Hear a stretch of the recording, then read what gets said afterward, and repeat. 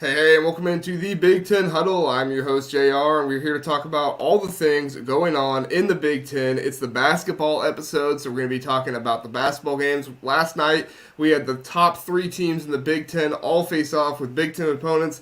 They all came out on top. It was a very interesting, very fun night of basketball to see. I had a great time, and we have an awesome group of guys to break it down for us. We're going to go ahead and go to them, let them introduce themselves, tell you where that you can find their podcast, their work at, and then we'll go ahead and get into it. Sonny, you want to lead us off with that?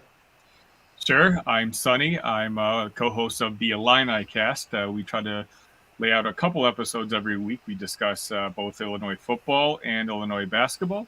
You can also find me at the Sonny V for my own personal sports takes. And I'm also launching a new channel called The Big Ten Show, which will be launching this week. So feel free to follow that on Twitter as well. We're just going to be throwing out a bunch of national championship content. Very cool. Awesome. All right, Tricky, you want to introduce yourself? Tell people about the Turtleheads? Sure, I am Turtlehead Tricky, as I'm known on the Turtlehead podcast, or Tricky's just fine. Oh, it's available on Apple and Spotify. We concentrate on University of Maryland sports, but we do get into pro basketball, baseball, football, college football, and even our local teams.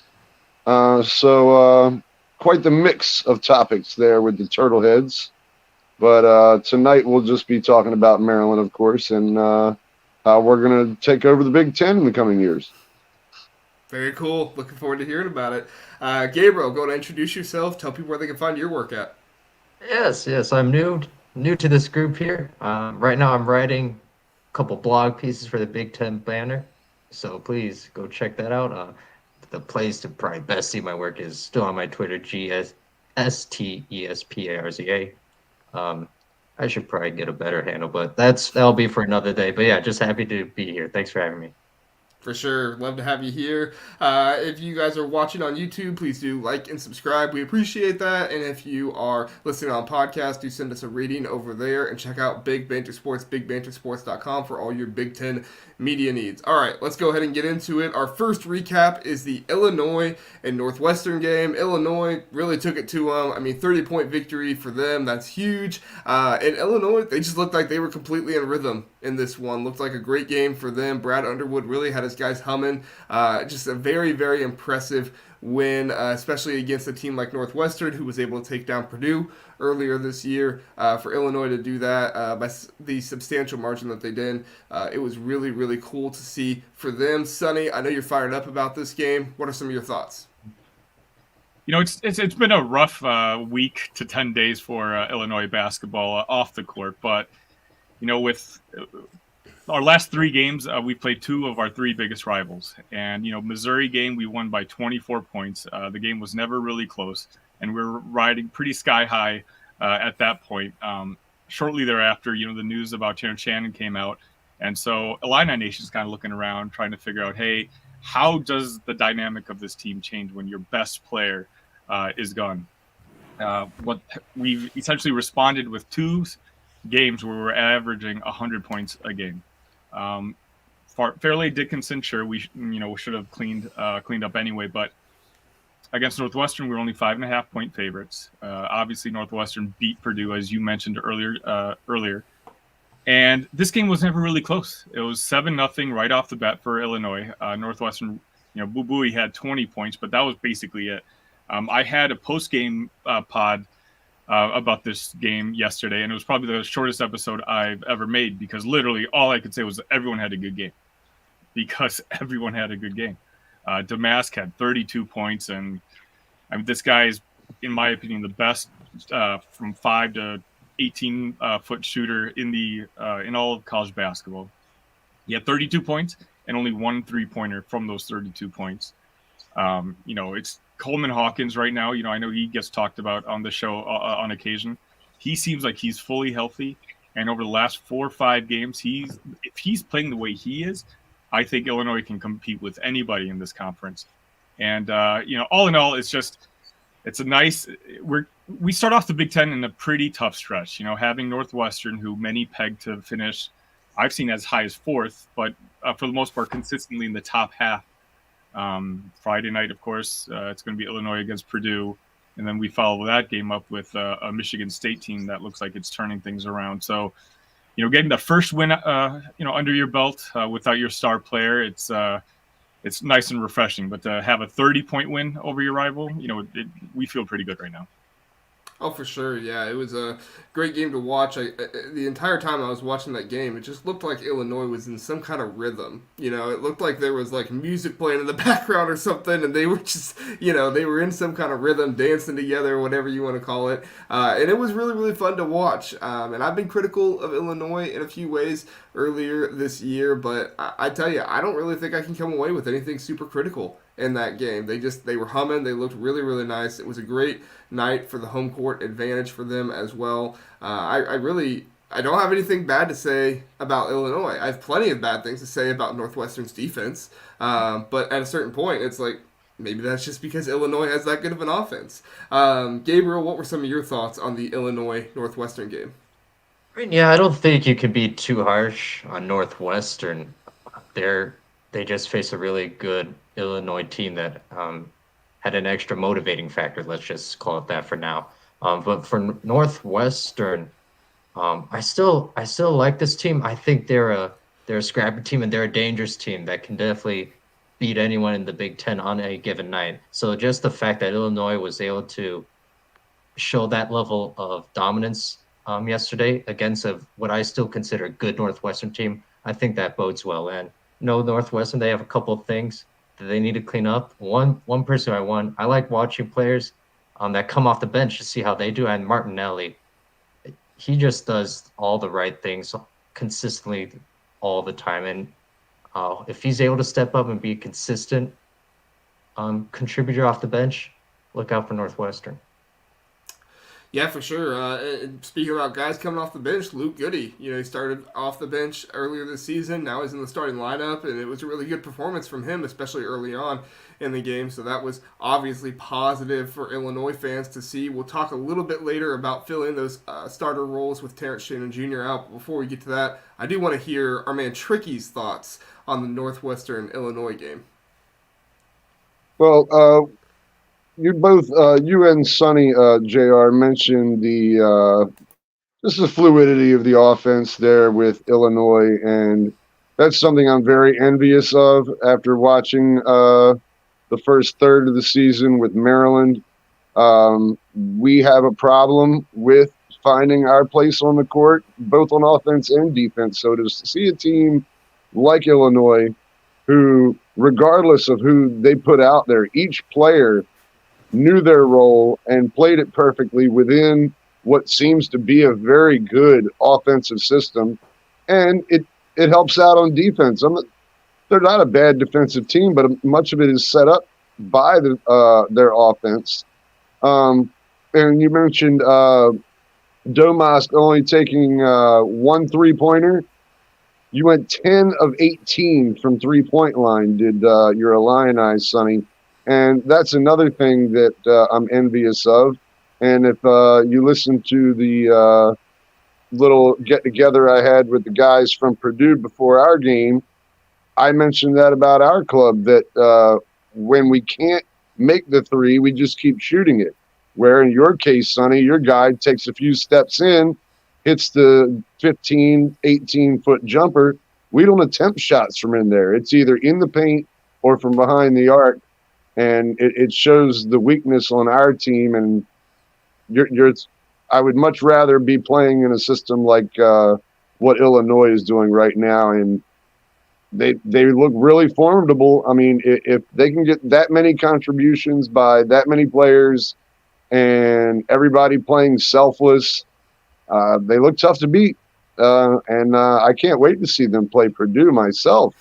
You can take a guess as to who I'll be rooting for in that matchup. I was going to say, I feel like you're going to be an Illini fan Friday night, right, Tricky? Oh, always have been, yes. We are the #1 Illini supporting podcast in the state of Maryland over there at the Turtlehead, at least whenever playing Purdue. That's a new award we can give you, the #1 Illini supporting podcast in Maryland. I like it. I like it. Yeah, stay tuned for the testes. That may be a category. There we go. Now, obviously, Sonny, you had some issues with the past couple podcasts we've had on here. I've had some of my good guests on, but you felt like there was not enough recognition for Brad Underwood and for the Illini team. And I got to be honest, after some of the stuff that's been going on with this Northwestern game and the other 2 games, I think you got some room to talk. So it's my turn to give you the floor and tell us why we have been so wrong lately on your Fighting Illini. Now, JR, take this as a compliment. I tune into Big Ten Huddle as often as I can, so I just happen to always, keep an ear out for the Illini takes, and it just so happens I tend to disagree with every single one that's on the show. So that's why I had to speak up at one point. I will give you credit. You're right in the sense that the last couple episodes that I've had an issue with, like, you were the nicest when it came to Illinois. But for me, it's I don't know if it's because you've had a lot of Purdue guests on over the last month because they've got so many. Yeah. I don't understand the picture that's painted about Matt Painter as opposed to Brad Underwood. Brad Underwood, his conference record at Stephen F. Austin was 53-1. Okay, he left Stephen F. Austin. He took over a 12-20 Oklahoma State team and took them to 20-12 in 1 year. He got hired by Illinois. First 2 years, we struggled, but we were a bad Illinois team because of the John Brochi era. We don't want to talk about that. A very dark era in the Illinois history. He took his press system, realized as a coach that it does not work at a Power 5 level, changed it around completely, and over the last 5 years, no coach has won more games in the Big Ten than Brad Underwood. I think there was a guest on your last week's podcast who was like, how can Matt Painter win Coach of the Year? I don't understand. Well, I just gave you the stat about Brad Underwood winning 57 games over the last 5 years in the Big Ten. He's won a conference tournament. He's won the conference title. He's never won the conference Coach of the Year. Early on, he built his teams around guards. We had the Io and Trent Frazier. Then Io graduated, and we switched to building our team from the inside out with Kofi. These are all adjustments that this guy was making. And I know the cultural stuff was kind of brought up lately, and to me, it really doesn't make sense because if you look back, the only team that really has had cultural issues in his tenure at Illinois was last year's team. Last year's team, 2 years ago, we had the top-ranked recruiting class in the Big Ten, and it was top, I think, 6 or 7 in the country. It had a couple former 5 stars, a couple 4 stars. And last year, it didn't work out because you kind of see what kind of baggage comes with those 4 and 5 stars. But it's not that I saw it. Someone else saw it, and that's Brad Underwood. This year, he's made a complete different strategy. He's brought in guys like Justin Harmon from Utah Valley, Marcus Domask from Southern Illinois. He's a guy who, in my opinion, is almost underrated at this point because we just talk about, him not making the Sweet 16. But then, we talk about Matt Painter, who's lost to a 13 seed, a 15 seed, and a 16 seed in consecutive years. So for me, I guess you can say I kind of got triggered last week, because I think this year he's been doing a fantastic job. Our 2 losses was to Marquette, a very veteran team in our 4th game of the season, whereas we have like a lot of new guys we're introducing to the rotation. Second game we lost to was Tennessee, which on a good night, they can win the national championship. We played that game in Knoxville. And, I know you mentioned a couple of times that, it seemed like the team was off in the second half. But keep in mind, we lost that game. The spread was 7.5. We lost it by 7. We covered the spread. And that's with our best player, Terrance Shannon, going for something like 2 for 11, 2 for 12. The team never gave up. And, as, we kind of talked about earlier today, the last 3 games, the team is just in sync. We're playing great defense. Brad Underwood, again, that strategy shift that he's made towards bringing in veterans, guys who aren't looking forward to their college future and, the points and whatever, the name on the back of the jersey. They know it's their last year in college. So what they're doing is they're playing for the team with the name in front of the jersey. And in a big picture, that's a credit to Brad Underwood. He's the guy who sees things that doesn't work and he makes those adjustments. So that's kind of what my rant was about last week. I think I don't blame you guys because obviously you don't watch as much Illinois sports as I do. But for me, it's just like, Daddy Brad, like he's commonly known as. Everyone kind of talks about him being angry and not fun, to hang out with. But I think, in my opinion, he's a top 10, 12 coach in the country, higher than that when it comes to program building. And outside last year, none of the players have really had an issue with Brad Underwood. He's never gotten in trouble. He's never, it's one of those that not all coaches need to be cookie cutter, clean and smiley and this and that. It's okay to have a variety in college sports. And as long as he doesn't go over the limit or over the line, there's nothing wrong with bringing a little personality and, some difference. So that's kind of where I'm coming from with that rant last week. No, I think you make good points. Good question from Brad P. here. He said, does Sonny think TSJ's, Terrance Shannon Jr., will be back this year? That actually leads us into the next part of our conversation. We were going to say, how does losing Terrance Shannon Jr. affect Illinois the rest of the season if he is suspended for the rest of the season? So, Sonny, do you want to answer that first, if you think he'll be back this year, and then maybe talk a little bit about what this Illinois team will look like without Terrance Shannon Jr. for the time being? Sure. Thanks for the question, Brad. It's kind of been mum on the Illinois front in regards to the whole Terrance Shannon incident. There's an incident report that Jeremy Warner from 24/7 released, which shows two different reports. And now I'm going to be very careful with what I say. It's two contradicting reports where it doesn't seem like the actual substance of the story is as bad as it seemed, as the headline was. But I'm also saying I'm not a lawyer. I've never taken a law class in my life. I don't know how that stuff is going to work. Essentially right now, a couple days ago, there's an Illinois committee essentially that's overlooking the entire case now. And they're going to make a decision on whether the Shannon suspension is going to be lasting throughout the season or not. My guess, if I had to guess, is our AD, Josh Whitman, he went to law school himself. He's a very straight and narrow dude. My guess is we've seen the last of Shannon in an Illinois jersey, but I hope as long as evidence provides so that Terrance can suit back up for Illinois. Yeah, that's going to be interesting to see how it plays out the rest of the season. That's kind of the sense I get, too, from what I have been reading. But I got to be honest, Illinois has looked really, really good without him. I actually think the ball movement has been better. I enjoy watching this team more without TSJ, and that's nothing against TSJ. I'm not trying to demean him because of the news that came out or anything like that.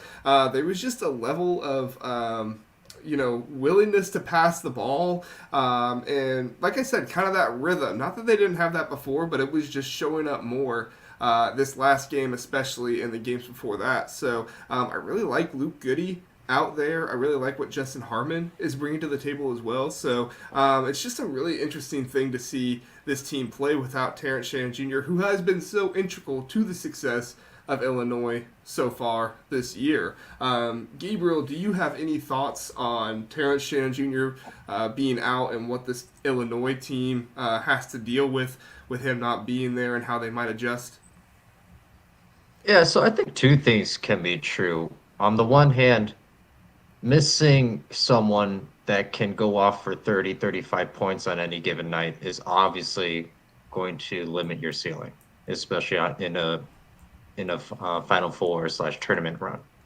On the other hand, I 100% agree with you, JR.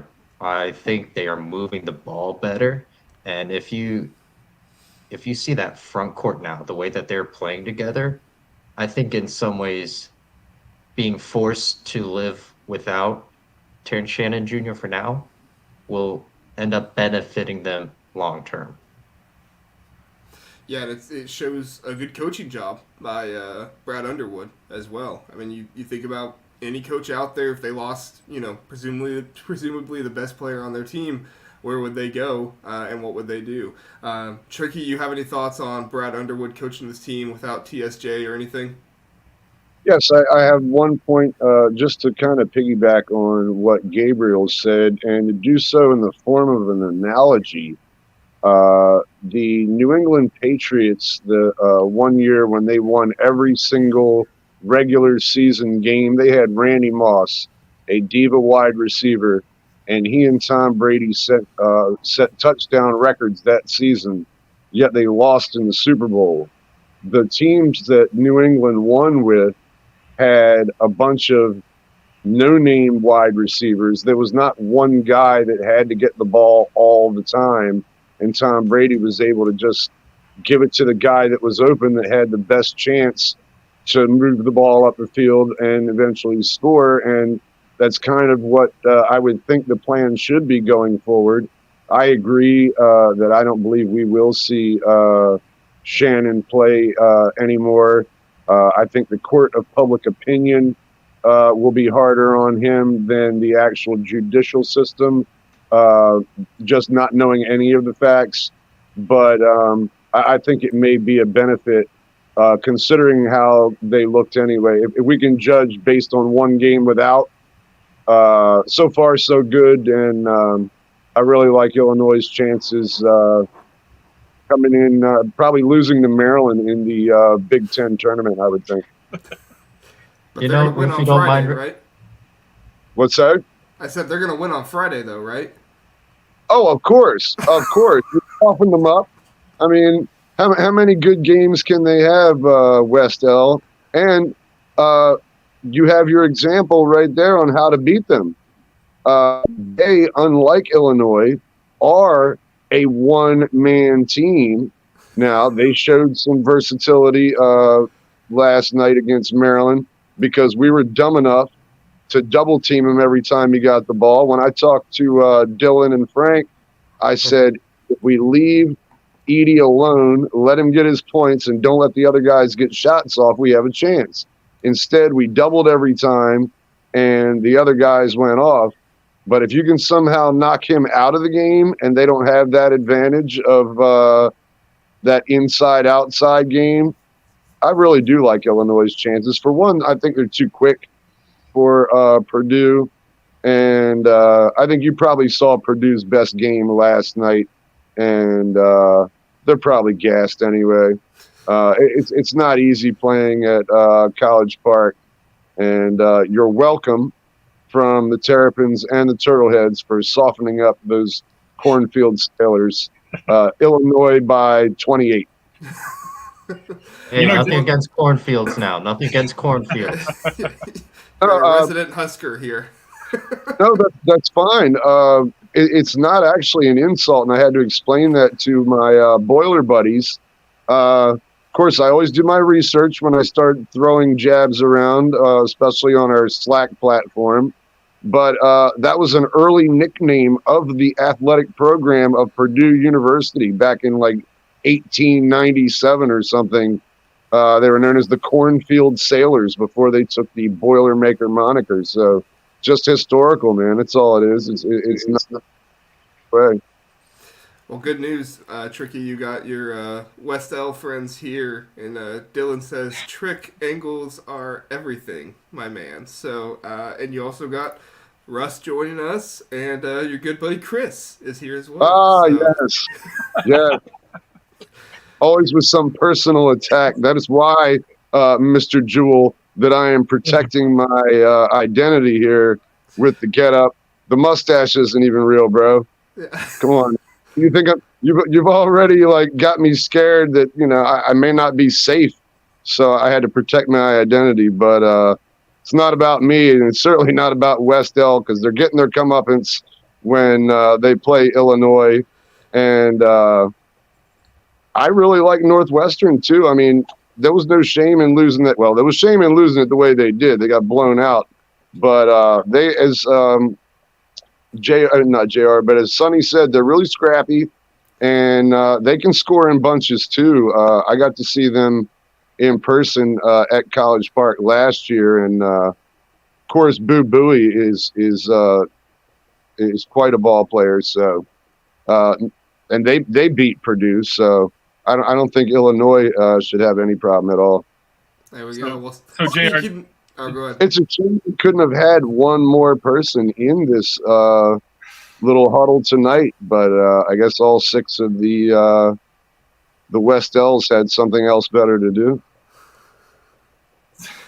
Well, Yeah, speaking of the probably West taken L's, we'll go ahead and we'll move on to Purdue and Maryland. And Tricky, we'll let you comment on this one first. Purdue wins 67-53. Maryland obviously had a fantastic winning streak at home. What was it, 9 games, 19 games, something like that, Tricky? I think it matters, sir.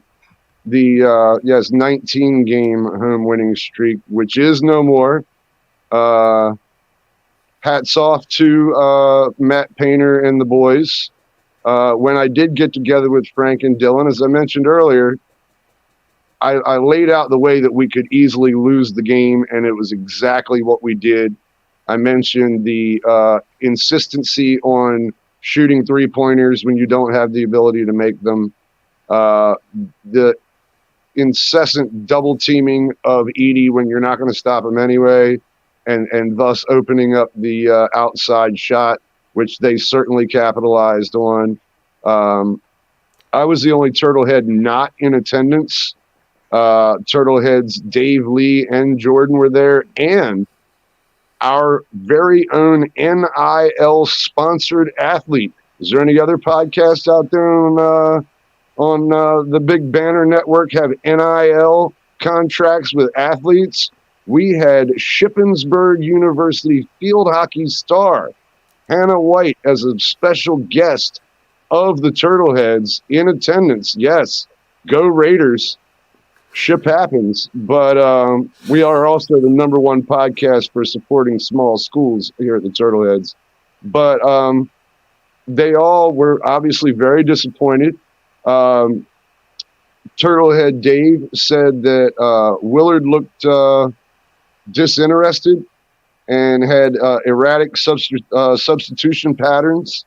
If you're disinterested when you're going up against the #1 team in the nation, I understand not wanting to look towards one particular player on the court, but you could at least, look at your team and how they're getting drubbed out there. Turtlehead Jordan said, like I mentioned earlier, the offense didn't have any rhythm at all. It was just haphazard, and that the Purdue passing game was on point. Like I said, all we had to do was stop with the double team, but every time we did, they took perfect advantage of that.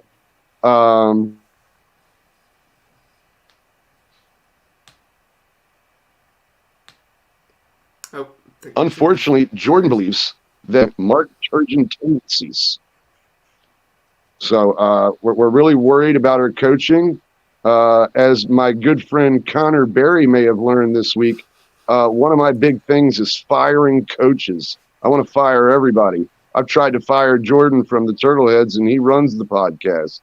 But I've been calling for Willard all season because of what we saw last night. He seems to let the game get away from him. And Turtlehead Jordan was wondering if maybe Gary Williams, who we don't like to mention often, but he did win a national championship for the University of Maryland, the last team that is currently in the Big Ten to win a national championship in basketball. Little known fact. But did he set the bar too high that these guys that have come in after him in Turgeon and Willard just seem lost? I mean, they seem to be decent recruiters, but they can't X and O. And if you want to be paid to be a recruiter, fine. But if you can't produce on the court, then what is the point? So, again, as I said earlier, we're still going to win the Big Ten tournament, still going to march all the way to the national championship. But in order to do so, we're going to have to learn from our loss last night and talk about being a one-man show. We put it all on Jameer's back, while Juju was so concerned with defending Edie that he never even scored, barely showed up in the stat line. And let's hope it was our worst game and West L's best game. And the Shellbacks will prevail in the end. See you in the Final Four. There we go. This is the launching pad that Maryland needs to get Oh, there. absolutely. Look out, Minnesota. And shout out to the Golden Gophers, though. They actually have a really good team, but they're just not ready for the amphibious buzzsaw that they're going to face, because if we're not fired up after last night, then we might as well just cancel the rest of the season, because it's definitely time for a prove-it game, or else I'll personally fire Willie. Yeah, that makes sense. Gabriel, I don't know if you can top any of that, but what were your thoughts on the Purdue win over the Shellbacks? I sure can't, but we're going to attempt to anyway. Now, well, the thing about Purdue is, and right, new guy. He's about to try to do a hot take. No, is it weird if I think, yesterday was asked in the Slack channel, like, what do you think about the Big Ten? A, I think the Big Ten is down, and B, I really think Purdue's going to struggle to make the Final Four this year, and here's why. For teams that, first of all, I 100% agree with Tricky. Like, for teams that choose to double Edie, you're just asking for trouble with the way he kicks out to these 3-point shooters. Like, that's going to be a recipe for disaster. But against other comparable athletic big men, I think, you're never going to stop, maybe even slow him down. But basically forcing Edie to be the only one that goes off is the path forward if you're going to beat Purdue. And so I say all that to say, how often is Purdue going to be tested this year in the Big Ten? I really don't see too many big tests. Like, if you look at the Big East, stacked. The Pac-12 maybe not as strong. I think the SEC is still a little underrated. And the ACC, maybe not as strong as past years, but still, I think overall those teams are being battle tested at a higher level more consistently than what we're seeing in the Big Ten, where the Big Ten is, we have Purdue and then a bunch of, well, are you good? And so I think that's what will kind of make it a little more difficult for Purdue in the long run. Yeah, it's going to be interesting to see what Purdue can do. Oh, go ahead, Tricky. Sorry, JR, but I just had a rebuttal for Gabriel's final statement. I know that you're new here, but you just said it's Purdue, and is anybody else any good? In the box to my left is a man that probably would argue there's at least one other decent team in the Big Ten. Really, there's only one bad team, and that's Michigan, and everybody knows it. And Juwan Howard should be fired. Oh, yeah, I knew I wouldn't get any argument from you, sir, but no, they're just garbage. And but everybody else is actually pretty decent. And I just hope we don't cannibalize each other, beat each other up, and then have one of these teams go up against some unknown little school from New Jersey somewhere in the first round and embarrass the conference. We can't have that again. So, I think there are several teams in the Big Ten that, other than the West Ellians, a bunch of rocket jockeys, that have a chance of making their mark for the Big Ten. And I think Illinois right now is the front runner, leader in the clubhouse, if you will, my Terrapins notwithstanding. Mm-hmm. Makes sense. Sonny, you have any thoughts on the Purdue and Maryland game before we finish up with that one? Not really. I mean, Purdue, I think, I do agree with Gabriel in the sense that they're clearly the class of the conference. last week, if you had asked me, I genuinely believed that the gap between Purdue and Illinois was a lot closer than the gap between Illinois and whoever the third best team in the conference was. Now things obviously change a little bit. Without our best player, obviously I hope we still continue to play like the last two games without Shannon, but Purdue's just, they're a well-oiled machine. They brought everyone back. They have one of the top coaches in the country. We all have our own opinions on Edey, but it goes without saying he's the best player in college basketball. So, that Friday night, I'll be watching. It'll be a fun game to watch. I wish Shannon was going to be there. I think had Shannon been there, things could get really interesting. But,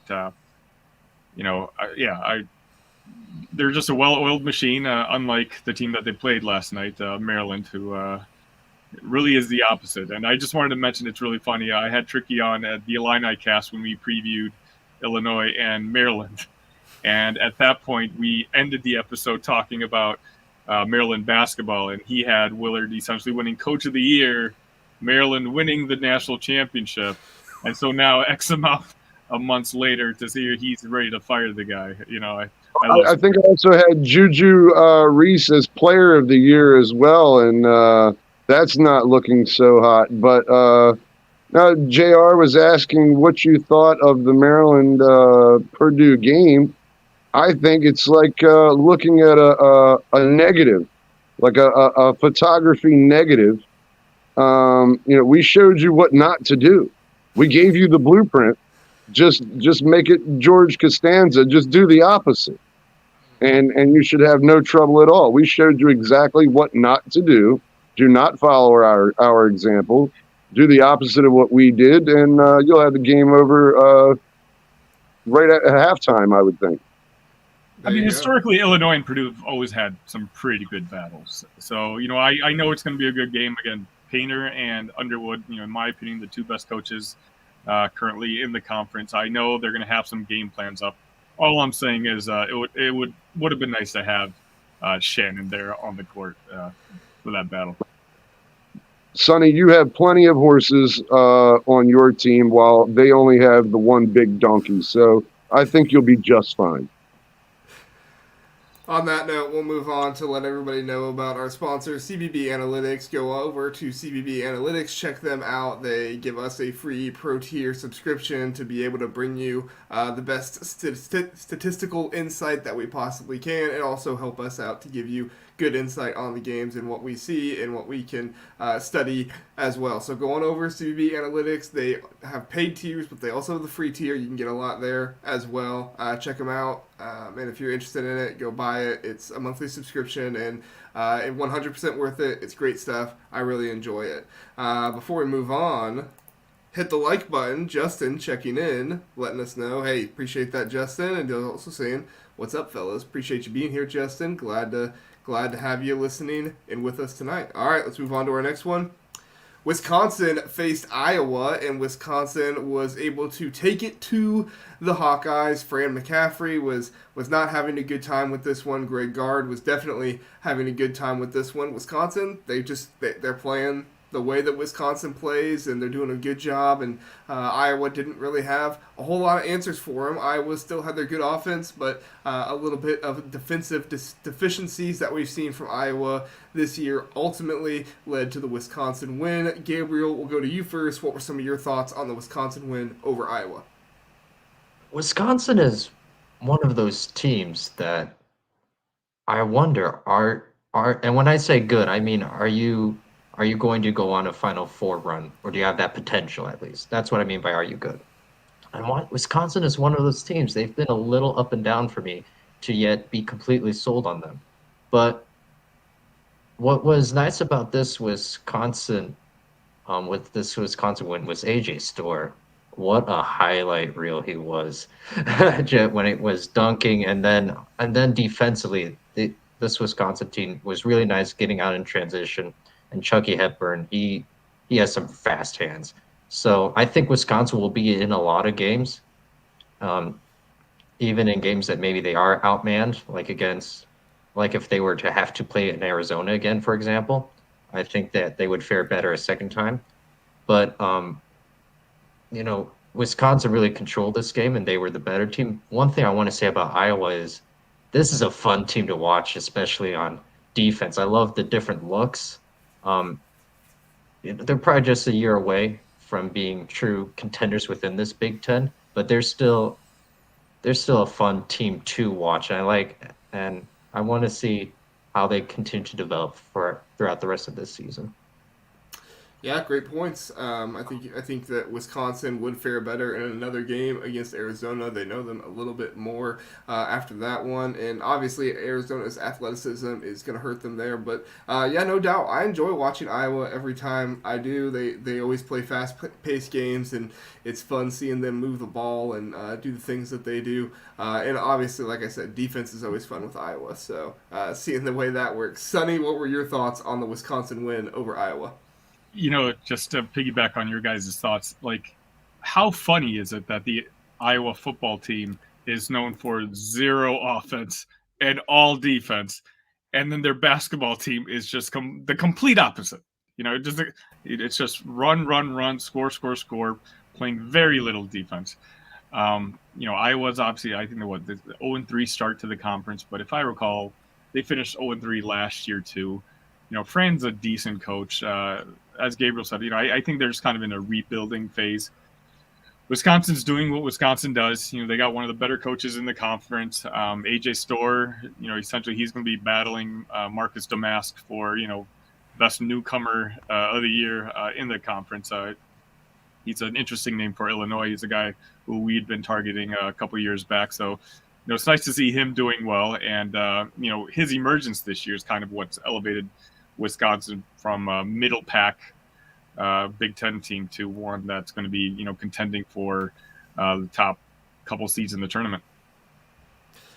Yeah, for sure. I think AJ Storr was one of the best additions to this Wisconsin team to bring them to what they are today. And obviously, like I've talked about before, Chucky Hepburn being able to do what he's meant to do on this offense and for this team, that's huge as well. So we're really seeing a Wisconsin team that has been, what they needed to be in order to play basketball well together. And you don't really see some of the hiccups that you've seen with the injuries because guys are staying healthy, and it's a good thing to see for Wisconsin. Tricky, do you have any thoughts on the Wisconsin win over Iowa? Yeah, just a few. One, the fact that Wisconsin had 4 guys with at least 14 points. 9 of the 10 players that they mixed in ended up with at least 4 or 5 points. So they're obviously deep. I thought their offense was great because normally I'm expecting more of a black and blue type performance from Wisconsin. But Iowa, they have a nepotism problem there in Iowa City. Kirk Ferentz took way too long to fire his punk son. And now, Fran's got Patty out there 26 minutes and he puts up 5 points. But it's okay because that is the most complacent bunch of people I've ever seen. Good is good enough for Iowa. They've never won anything other than wrestling titles. And so, they're not going to get their singlet in a bunch if their basketball team really doesn't amount to much, or if their football team gets blown out in a bowl game. It's a shame because they do have some decent players. Freeman played his heart out, but I expect nothing from Iowa. It's a heartless bunch, and they should fire their head football and basketball coach, in my opinion. I was going to say, Tricky, you just have the prime opportunity to fire a bunch of people in the conference tonight. Not even your own Maryland coaches, but, other guys throughout the conference too. So if you have any more thoughts on guys to fire, please do let us know. No, your seat should be getting warm, sir, as the host of this huddle. All right, I'll keep that in mind. All right, I'll do my best to improve and make sure I don't lose my seat anytime soon. Yeah. Yeah. Ohio State played Rutgers earlier tonight, and the Buckeyes won 76-72. Ohio State, they got themselves out to a pretty good lead. I think it was around 15 points. I don't remember exactly what the lead was, but they did kind of what they did against Penn State about a month ago, and they started to let it up. I am disgusted that they allowed Rutgers to score over 70 points. Rutgers is probably the worst offensive team in the Big Ten, well, the worst I've seen in the Big Ten, and to allow them to score 70 points, I was having, memories of when they were letting UCLA score a bunch of points, even though UCLA is not that great of an offensive team. So, I think Chris Holtmann's kind of getting himself into a bit of a situation here that he's gotten himself into where he loves his offense and he has good offensive players. Bruce Thornton is very good. Roddy Gale is very good. Jamison Battle went crazy with the three-pointers. I think he hit like his first 4 or something like that. I don't have the exact stats on it, but, they had a very good offensive performance, but what it comes down to is, can the Buckeyes play defense? And they were able to there for a while, but 10 minutes left in the game.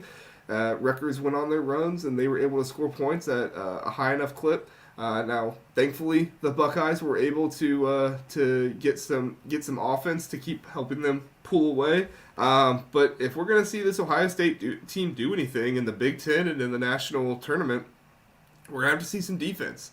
And unfortunately, this game was just not one that showcased that. Sonny, did you have any thoughts on the Ohio State win over Rutgers tonight? Just that this 12-2 start could ultimately be the undoing of the Chris Holtmann era, because the few Ohio State fans I am friends with, my wife went to Ohio State. Their expectations are slowly getting higher and higher and higher, whereas coming into the season, the expectations really weren't there. So if they kind of fizzle out, halfway through the year or at the end of the year, Chris Holtmann might be, writing his resignation notice or firing notice, the way the season goes. Tricky's mouth is watering at the thought of firing. I can smell it. Ron Payne's going to get it too. What do you think, Tricky? Is Chris Holtmann's job safe? Do you think he's doing a good job this season? Do you think this game was any good? What do you think? Well, I certainly echo Sonny's sentiments that they don't play defense at all. I really thought that is it Omoruyi? Am I pronouncing Clifford, the center for Rutgers? Yeah, Omoruyi, I think. Morier, yeah, there we are. We're big on pronunciation here at the Turtleheads. But Amoria, yes. No, I had him pegged as the top center in the Big Ten this year. I really expected big things out of him, not offensively, but I thought he would be certainly up for Defensive Player of the Year in the conference. And he was third in rebounding for them against a team that doesn't really fight hard on the glass in Ohio State. So, and it was their guards that, and Fernandez is okay, and Simpson's an okay guard, but nobody had them in their top 10 for Big Ten players this year. And for them to combine for about 40 points or so, that is an indictment on Ohio State and their lack of defense in my mind. But we shall see. I don't know what the rest of your schedule looks like, JR. But another team that normally doesn't really do much when they do get to the NCAA tournament. Kevin Willard in his first year took us to the Sweet 16. I'm not expecting that out of most other universities, but now I think the jury's out on Ohio State. I think they look good record-wise, much like West L, but I think the season will catch up with them, and if they don't start playing some defense in Ohio State's case. Yeah, it'll be a good matchup at Indiana on Saturday. What's that, in the evening at 8 o'clock. So you definitely got to play defense when you go against Indiana. So what'd you say, Tricky? So they can certainly score the basketball, Indiana. Yes. That will be a true test, and hopefully you don't go on a slide like Rutgers has. Again, a team I thought would look better than they have so far, but they need to stop the slide fast, or maybe I'll take a trip up there and whack their head coach. Yep, I've been preaching it the entire time. Is just don't get into that January slumps that Chris Holtmann seems to have. So, Gabriel, your thoughts on Ohio State's win over Rutgers? Yeah, we're in the beginning of Big Ten, run of play, and we're about to see who's for real and whose resume is kind of lying to us right now. And for this Ohio State team to have that lead and then have Rutgers damn near come out and win this again, a good team, just like hopefully my Huskers are able to do with the halftime lead, shameless plug, but a good team, once you have that lead, you kill the game off. You keep control of it. And you get it to the point where, we see the bench cleared. And just the fact that against, just like what Tricky said, that this Rutgers roster was able to make it a game at the end, I think right now I would put Ohio more on the pretender side than this is a true Big Ten contender. I can't say I disagree. Like I said, I need to see the defense in order to believe that, and I need to see the defense late in games in order to believe that they're going to be something special. Many people are projecting them in the top 4, get that two game bye in the Big Ten tournament, but I'm a little skeptical of that because I got to see the defense and I got to see them close out games. So we got a comment. Lax Dim said Illinois versus Purdue thoughts for Friday. We kind of gave some of those earlier. We're not going to do like a full-fledged preview on that, but we kind of gave some thoughts earlier in the episode when we talked about the Purdue or the Illinois win, and then we talked about Terrance Shannon Jr. and then the Purdue win. Tricky had a nice segment on that, so he gave you all of his thoughts. So go back and listen to that, and there's a little bit sprinkled in there. All right, guys, let's move on to a preview of Penn State and Michigan State. Michigan State is favored by 13 points in this one, over under of 144. This game is at Michigan State, so it's going to be a hard one for Penn State to go into the Breslin Center. Michigan State's been hot lately, but obviously they've not had the start to the season that they've wanted to have. Sonny, do you have any thoughts going into the Michigan State-Penn State game? Just that I'll be paying attention. We just talked about whether a team is a contender or a pretender. The way the Michigan State Spartans started the season, I think, JR, last time I was on with you, you made the declaration that you didn't think that they'd make the NCAA tourneys. Let's see, they've obviously turned things around a little bit over the last couple of games, and it'll be interesting to see. They should easily handle Penn State. Penn State themselves are struggling a bit this season, but is Michigan State going to live up to, finishing what I think they were the consensus second best team in the conference this year? Like, have they found, the magic that they were looking for? Or, now that they're back into Big Ten play where, things get a little bit slowed down, more physical, we've scouted the heck out of all of each other at this point. Do they, start stumbling once again? So, it's a make or break for Michigan State over the next couple weeks. Yeah, I made that declaration and they went out and beat Baylor, so they really hurt me there with that one. But hey, Baylor's pretenders too. Okay, that's all that means.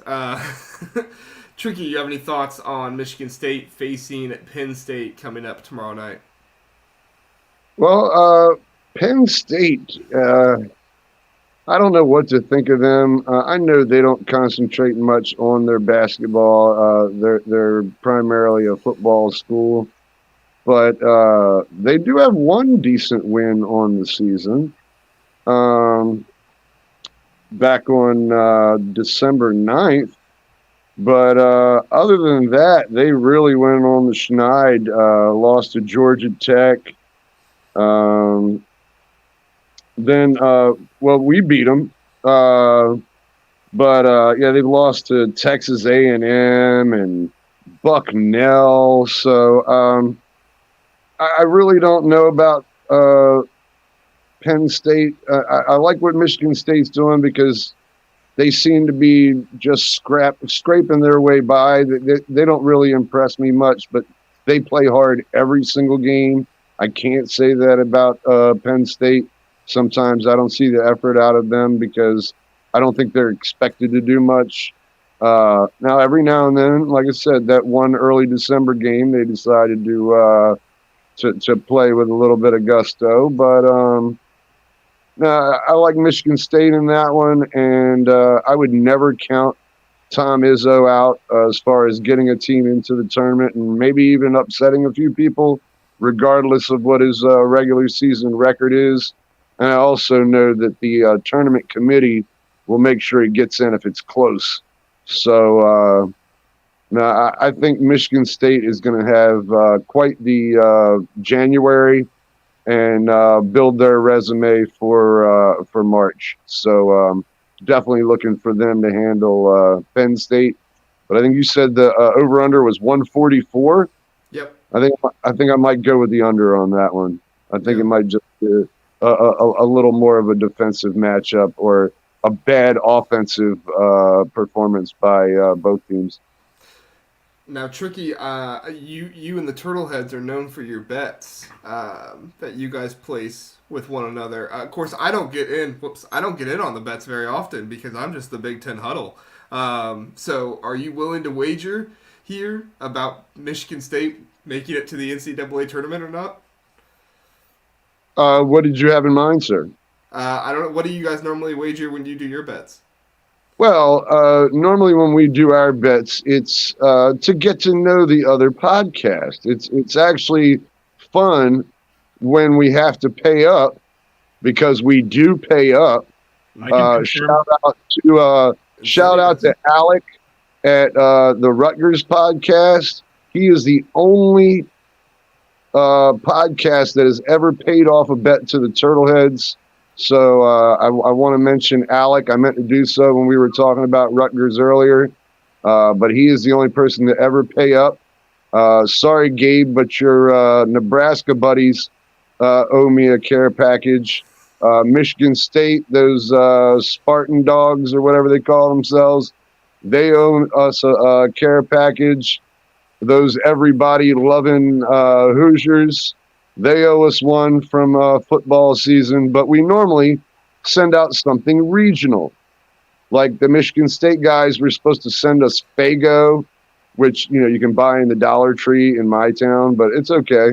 We just wanted to put it up on the shelf, Yeah. And we send Old Bay seasoning, National Bohemian beer for those that can drink. I had to pay a bet off to someone from the Northwestern podcast who was under 21, so we skipped the beer. We sent cookies instead, but shout out to our buddies over there at Northwestern. But yeah, it's normally something regional, but that's when it's a head-to-head matchup. If we were betting Maryland versus Ohio State, then I'd want you to send us a poisonous nut, and then we'd send you a National Bohemian beer, which is pretty much poison itself. I'm sending one of those tomorrow to Dylan and Frank. Sonny has already received the Natty Bow, and he has wisely kept it unopened. But, everything else is delicious, though. Oh, sure. The burger cookies, yeah. And the Old Bay, do you put that on everything? I absolutely have. Yeah, no, that stuff's really good. I actually bought another. I went to DC probably like 2 or 3 weeks after, and I bought another little case. So it's good stuff. Oh, excellent. So yeah, I'll send you some Old Bay seasoning, JR, if Izzo doesn't make the tournament, and you send me an actual Buckeye, like the real fresh fallen from the tree. And we can put it next to our 2 Testy Awards that we won last year on our pride shelf. All right. I will see what I can do. Unfortunately, I don't live in Ohio anymore. I grew up in Ohio. I live in Indiana now, your favorite place ever. So I'll do my best, but my family's still in Ohio, so I'll get them to send it to me, and then I'll send it to you. How about that? Oh, I'm sure they could find an old nut laying around, man. Yeah, that's Oh cool, yeah, but probably cheap to ship. yeah, yeah. Like so it may take a little bit longer if I lose, but all right, I'll get myself in the wagering game with Tricky. I feel like I'm more part of the big banter now that I've done that. So we'll make that a bet. Gabriel, your thoughts on the Michigan State and Penn State game coming up tomorrow night? Yeah, probably most importantly is we're gonna be sending out chili and cinnamon rolls to everyone. There you go. That's my deep analysis. But no, um, I'm gonna just harp on this point again. We don't know who who's meh and who's okay. You have some potential. And I think for this game, if it's close or if it's really ugly, Michigan State has had something of a little bit of a resurgence as of late. But if it's if it's an ugly win or even worse, a loss, I think Michigan State is meh. Well, I'll be rooting for that, so that way I win my bet with Tricky. So, sorry, Michigan State. I have interest now on my rooting interest. So.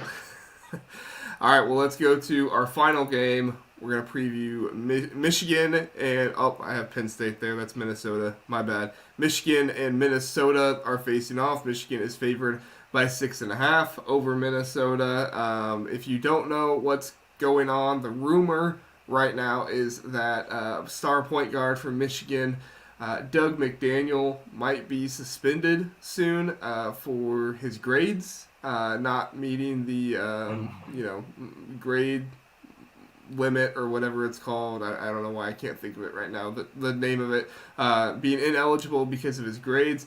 I've been told that's not going to happen until the 9th, so he is supposed to play in this game, but it's Michigan apparently is working very, very hard to get him eligible, so we'll see what happens with that moving forward. But Gabriel, do you have any thoughts on the Wolverines versus the Golden Gophers tomorrow night? I haven't watched Michigan play. Did when I watched Minnesota when they played Nebraska, and I was not impressed. We lost that game. Um, I'm not sure how Big Banner feels about fans saying we, but for now I'm just going to say we. Nebraska lost that game when they were in control of that game and they let it slip away, and they let what I thought was a bad Minnesota team come back in and then make it look like an actual dominant win. So, and then just seeing how Michigan is rated right now in the standings, this will be a game I'm looking forward to seeing, knowing the baseline I have with Minnesota. And also this issue with McDaniel, that just shows, kids, you need to stay in school. Stay in school. Get your grades up, kids. Tricky, you have any thoughts on Michigan facing off against Minnesota? Michigan, the team that you have dubbed as bad in the Big Ten. Any thoughts on that? Yeah, I want to disagree with Gabriel. I know his grapes are a little sour because his team lost to Minnesota, but that's a team that goes about 7 or 8 guys deep, and they score the basketball. They had 101 against IUPUI. They put 97 up against somebody else, and they can really work the ball around, much like Sonny's Illini. Maybe a poor man's Illini that Ben Johnson is building there in Minnesota. But no, certainly not a team to sleep on. Their record right now is built on a fairly soft schedule going into Big Ten play, but that's another team we'll find out if they're real or not. But I don't think Michigan is going to be the team that exposes them as frauds. I think whether Michigan has their starting guard or not, they're a team much like Maryland, in my opinion, that has good athletes but don't seem to have a real plan. They're easily unraveled because of that. They play more individual basketball than team. So, and again, I mentioned Ben Johnson there at Minnesota. he's kind of a bright young star and a guy that I wouldn't fire right now. So that's something to be said for the young man. I like what he's doing with Minnesota, and I think they're going to surprise a few teams, but I would not be surprised by them taking out what looks like the worst team in the Big Ten there in up north, as you guys say there, JR. Oh yeah. The up north team, only losing record in the conference. So Tricky, you can just go all day if you want, talking about how bad Michigan is, and I'm okay with that. I have to ask, has Juwan Howard made your firing yet, Tricky? He was on it last year. I thought it was a ridiculous hire in the first place. It reeked of Patrick Ewing to Georgetown, Chris Mullen to St. John's. I'm a guy that likes to see a coach work his way up the ranks and prove himself at lower levels or as an assistant coach. Was it Hubert Davis there in North Carolina? Much the same. If we can go outside the Big Ten again, I don't like these program legacy guys where, oh yeah, I remember when you played for us. We'll give you the head coaching job. No, you let him stay a couple years on the bench, work his way up, and so no, I think it's he never should have been hired in the first place. And with some of the antics that he showed last season, having to be restrained and I just don't care for his coaching style or lack thereof, Juwan Howard, and he shouldn't have started the season as their head coach, in my opinion. Yeah, I was surprised he kept his job last year too, but that's the hard part when you hire a legendary player as your coach. It's hard to get rid of them if they don't do well. So, Sonny, go ahead, Tricky. Sorry. I was just going to say it's very easy to overlook it, though. I think he has benefited by the success of their football program because nobody really cares if the basketball team stinks because right now they've got one more big fish to fry in football. So I think much of that has kept him around. And what was wrong with him at the beginning of the season when he wasn't coaching games? Some undisclosed heart issue or something like that. He had to have some heart surgery, I think. Right, so maybe there could have been some sympathy there. You can't fire the guy while he's having his chest cut open. So, but no, I wouldn't have let him start the season myself. But as you were. Makes sense. All right, Sonny, give us your words of wisdom, final thoughts for the podcast on Minnesota at Michigan. I hope Michigan wins. Me personally, I get along with all my Big Ten brethren. The only basketball school I just don't like is Michigan, and that's because Kevin Warren handed them the conference trophy despite having less wins than Illinois that year, and Michigan still hangs that conference championship banner, and it's aggravated me since then. So I want Michigan to win because I want Juwan Howard to be the head coach against Illinois on January 18th because Brad Underwood can put up his 6-0 record against Juwan Howard and make that 7 before we get him out of here. I was going to say, I thought you misspoke at first when you said you thought you wanted to win, but okay, that makes sense now. Get the win. Chess while we're playing checkers here, JR, because I thought the same thing. I'm like, well, wait a minute, maybe he just misspoke, but I wasn't thinking 4 or 5 steps ahead like Sonny there. Well played, sir. Like I said, words of wisdom from Sonny. So, all right, guys. Oh, we did get a comment for you, Tricky. Whoops, where'd it go? There it is. Tony, I don't know how to say that. Chicheras is better than Old Bay. Old Bay trash, I think he said. Some. I think it's Tony Satchery, and whoever that is from Nebraska. Yeah, this is Justin. He's on our football show from time to time. Oh, hello, Justin. They owe us a runza, by the way. I don't know if you know what runza is, but the Nebraska podcast owes me a runza. They said next time I'm out there, they're going to buy me one. But actually, I have to agree with Justin. Old Bay is what Maryland people get all excited about. there's actually even a better crab seasoning called J.O. seasoning for putting on your steamed crabs. But Old Bay is the thing everybody gets behind. But I actually do not have any Old Bay in my house, but I have 3 different varieties of the Tony Chachere's. So surprised that a Cajun spice would make it all the way out there to the flatlands, but yes, you are correct in that regard, Justin. There you go. Cajun, and I'm from Texas though, so all around. And lives in Arizona. There we go. In Arizona. There we go. So, all right. Thanks, Justin, for that. Thank you, Gabriel, Tricky, and Sunny for being here. Thank you, everybody who listened and watched. We appreciate you. We'll have another episode on Sunday night. We'll be recapping some of these games. We'll definitely be recapping the Illinois and Purdue game on Friday, so that'll be a lot of fun to talk about there. We'll have, I think, Russ coming on from the Purdue podcast, so look forward to hearing a Boilermakers' thoughts about the game, which I know Illinois fans will be rooting for the win, so that way they can hear him talk about an Illinois win. But we'll see how it plays out. It'll be fun to talk about, fun to hear about. Thanks, guys, for coming on, and thank you, everybody, for listening. Have a great night. Thank you.